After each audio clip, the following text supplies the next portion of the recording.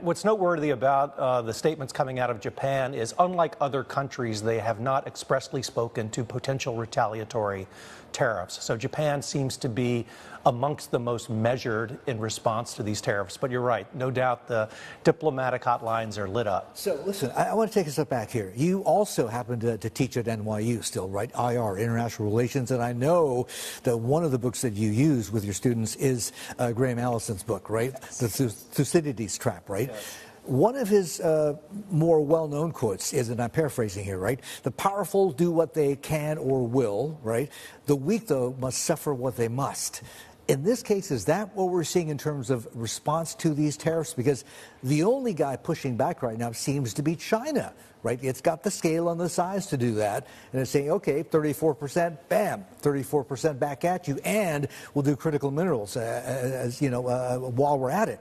But the other countries, Vietnam is one, Taiwan is another. They're in talks with the Trump administration right now, talking about, hey, listen, let's see how much room we have. Let's get to zero tariffs. Is that what we're seeing happening?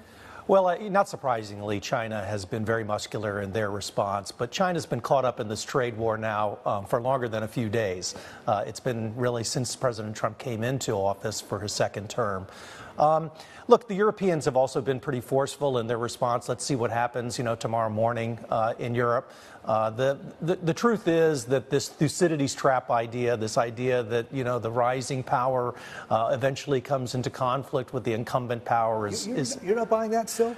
Look, I think that things could ultimately set up. There certainly is tension between the United States and China, but I wouldn't take it so far as the many examples that Graham Allison has given us where there's actually a shooting war. Yeah. I want to say, though, a shooting war is one thing to talk about, but a trade war can be quite devastating. And we are seeing, I think, the beginning of what very much is a world trade war.